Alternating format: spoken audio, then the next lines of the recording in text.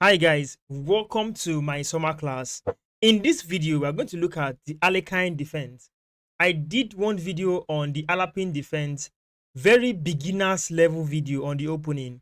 The intention is to get more people into chess and portraying ideas that is meant for lower level such that laymen can understand it. Most videos you see online are very advanced. They go as deep as explaining the openings that intermediate players alone need to break down to understand. However, my videos are to cover those beginners who would love to start and play chess the right way. So you have to know this little information about these openings. Then from there, you can now build yourself with other advanced videos from the internet. You have many other resources you can bank on after my video. Well, let me get your feet into chess. Today we are looking at a chess opening called the Alekhine defense.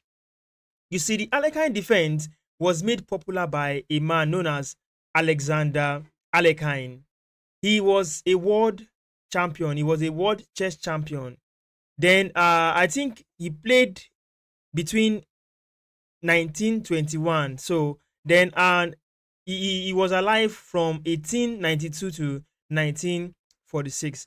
He actually made this opening popular. You see, around 19th century, he did make this openly popular and also use it to win stronger players. That's why today, when learning chess, we cannot neglect these players who has made mark and significant in the chess world. So kudos to Alexander Alekhine.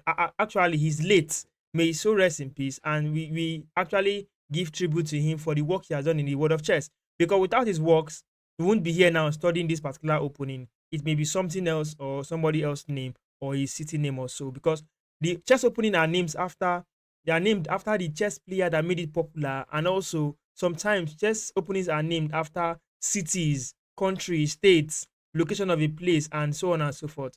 So let's dive right into it and learn one idea about the opening Alekhine defense. What does it say? Just a quick recap of the last opening we did. The last opening we did was the Alapin's opening. So the Alapin's opening uh says white and black play some certain move which gives that name. I explained it in that video. I explained that in the Alpine opening, e4 is met with e5. Chess moves equate so that we can have them matching up a certain opening name. So this e4, e5 is just natural until knight to e2 comes in. This gives the direction that, okay, this player is playing the Alapin's opening just in move 2.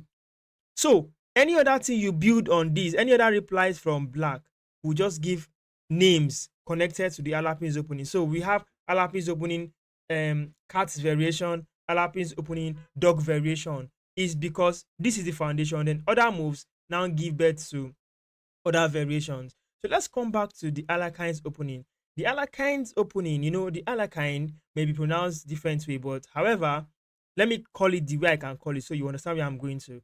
Alekhine opening says, according to the opening, that to know that you are playing the Alekhine opening, the moves that equate it to give it Alekhine opening is not e5, but knight moving over to f6.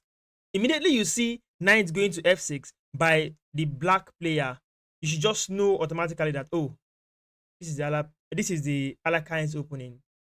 If this has been noted down, fine, let's dive right into it. In this position here, white can continue. White will say, okay, I'm going to go on with some certain kind of idea I have to play, because you have to continue. It's a game. This is just one move for the two sides. So it's a game. Let's continue. White has choices of options. Good. According to what I said in the former video, I said most of the times your opening should be towards the center, focusing on development and king safety. Let me modify that and add more. We're talking about looking at the center, development, king safety, and peace activity. Then we also have space and time, making 6. When talking about the opening, is wild. I don't want to make it too big so that beginners will not say, this is hard. No, chess is not hard. The way I'm saying it, just pay attention. We talk about the center. We are going to look in respect to the center. One. Secondly, development. Inside development, we have the piece activities. When developing, what are the pieces doing? That's piece activity. So center is considered when talking about the opening. We are talking about development of the pieces. Where will you put the pieces? Then king safety. Your king should be safe because of to avoid quick checkmate, losing the game early. I'm going to look at the demonstration here in this game. Then space advantage, the number of squares your pieces are controlling at the moment. Then time, So I also include piece activity, pieces, the activities. So then time. Another word for time in chess is tempo. Tempo is time. I'm going to use all those terms here. Then mind you, there is no chess game you play that you would enjoy if you don't add attack. Attack is very important in a chess game. So attack, defense, and neutralization. These are the words I'll be using in this video and more videos to come. Let's continue. In this position here, there are things that white can do. And let's start with one idea. The first idea is to push pawn to e5. It is white turn to play. If white pushes that pawn to e5, he's attacking a piece. Can you say it? White is attacking the ninth. So, what will you do? In this case, as a person playing black, the black player, the person playing the black pieces, would have to reply to that. We have to provoke it. That's a provocative move. I'm going to push it so you see it. Let me push it. Look at it yourself. The person playing black now, what should he do at this moment? It's a provocative move. This person needs to find a good square for the knight. Above all, the knight has a very number one attempt to run away from danger action, which is running away. So the knight can choose to run away to safe squares. Now let's mark out safe squares. This is a safe square going back home. That's a safe square. This is a safe square. You have to think this way. Then this is not a safe square. Why? Because of the queen. This is also not a safe square because of the queen. So if knight goes there, queen takes. Those are the things you need to look out when trying to play your moves in chess in general, not just only the opening. Let's dive right into it.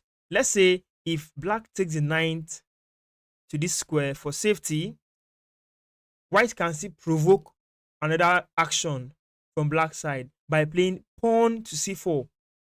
You see, I'm showing you attacks, first degree attack. So you will know that yes, this is you're already playing chess. Attack provokes defense, thereby bringing neutralization. How do black release the tension? How do black go away from this pressure now on the ninth? Because the ninth is feeling pressured. So what do? You go to a safe square. Here is bad because of the pawn. Here is okay, yes. Can you see that square? Safe. However, there is a square that most experts and experienced players use, and that is pawn moving the ninth to b6. You're already playing the Alekhine opening like this.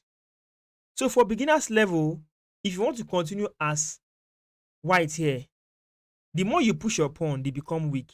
So this pawn at the moment was counter-attacked by the knight. However, we don't need to bother about the pawn at the moment because it's defended by a bishop. So the next thing we need to focus on is a pawn that we have overextended in the center and just defend it with a second pawn. Thereby, if you look at this position for white at the moment, let's say it in respect to what I mentioned earlier. In this case, the white player has space advantage. Space advantage in the sense that his pieces are looking very active, opened to options to go to different squares. While black at the moment, just now, for now, the pieces are not fully developed, and black has wasted time, 3 moves, moving only one ninth. This idea may be connected to the hypermodern way of playing defense as black. Don't quote me wrong. This is just an advantage at this moment. The game will still continue. There may be a switch of advantage. There may be a takeover of initiative. So At the moment, we are looking at white having the full initiative. Then what do you think black can do? Black can start by countering this most advanced pawn in this white camp by playing this move, pawn push. If I put on the evaluation bar, if you're able to see, evaluation bar says white has slight advantage. The reason why the advantage is there is because of the space. In this case, white can choose to either take the pawn. Most experienced players choose to open this square, take back with this pawn on e, so that the bishop can come here in the future after these responses. If knight follows bishop, then if bishop comes out to this square so as just to keep the bishop active here, still guarding this, not blocking the queen from action, then black castles, white castles. This is a position that gives white slight advantage. However, the game can still continue and the tide can turn. There can be a development of the light square bishop to this square, keeping the bishop very active. Then in a next move, this comes up as development of the pieces. See the way I'm bringing the pieces towards the center.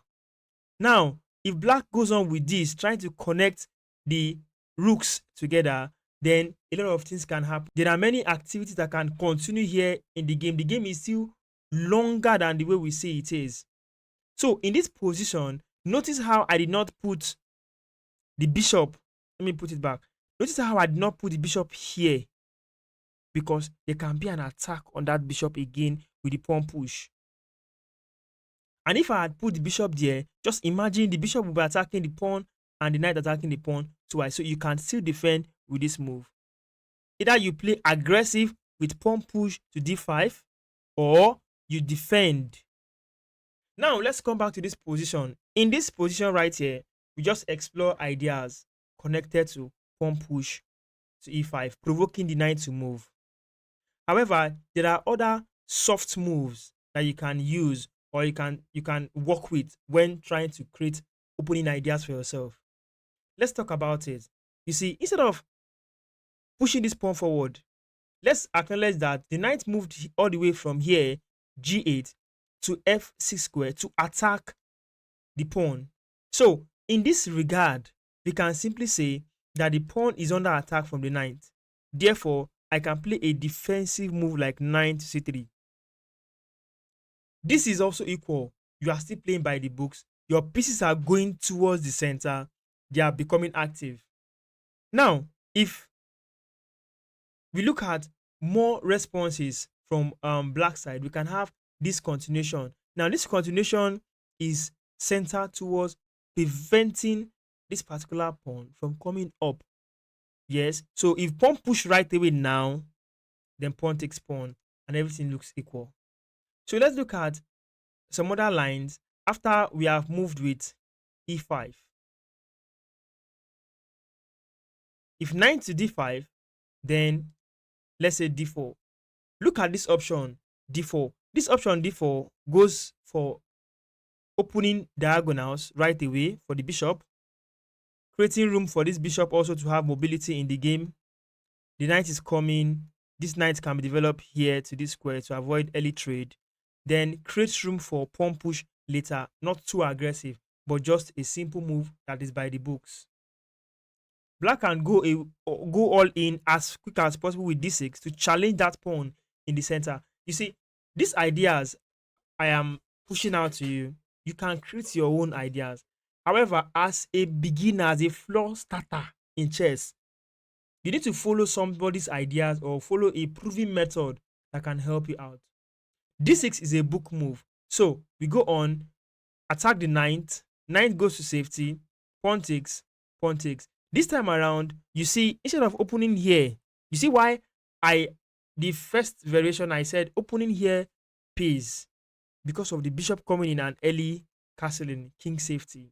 However, let's see the continuation. This is not also bad. This is still okay by the books. The idea is still straight. Preventing the pawn from harassing the knight further is a concept. And secondly, in this kind of opening preparation, see, after bishop comes out, there can be a pawn push, then bishop comes here, and you can have your dark square bishop yummy looking out on that longest diagonal. So let's say knight was developed, then you see pawn push so that the bishop can use here instead of here. Aside just comparing it to the first opening lines we saw in this Alekhine video.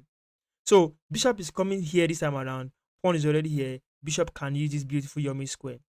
So bishop goes to e2. Bishop to e2, yes, vacate f1 so as to castle quick the king, keeping the king away from the center and not blocking out the queen from action. In this position, bishop to g7 comes up, fianchettoing the bishop to this square, eyeing down this long diagonal. In case of it opens up, the rook might be in danger. White castles, black castles. Here, pawn to h3. Reason for pawn to h3 is to prevent the bishop from using this square and pin down the knight. In case is a prophylactic move in the future. See how it is done. So learn from what is already available. It's an idea that has been existing that you can still use till you become creator of your own opening style. In this position, knight to c6 comes up, bringing out the knight into the game. You are still looking at putting the bishop on a good square. Notice this square is not a good square for the bishop to avoid pawn push, attacking two pieces. So we are eyeing this square or just simple put the bishop here on d7.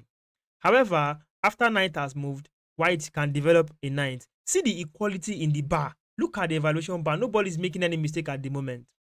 Bishop to f5, a very good square for the bishop. Then we have bishop comes out. Now I'm going to stop here for this variation. You can take this and work on it. You see, your opponent may not necessarily play the right and the correct move for the moment, but you should prepare yourself to know that okay, this is the move that meets this move. Then if your opponent plays something else, you can also change your idea and your creativity. So that brings us to looking at a simple trap connected to the Alekhine defense that you can also fall victim of as you will just start your journey in chess. Let's look at it. We're talking about pawn to e4 and knight attack the pawn after moving to f6.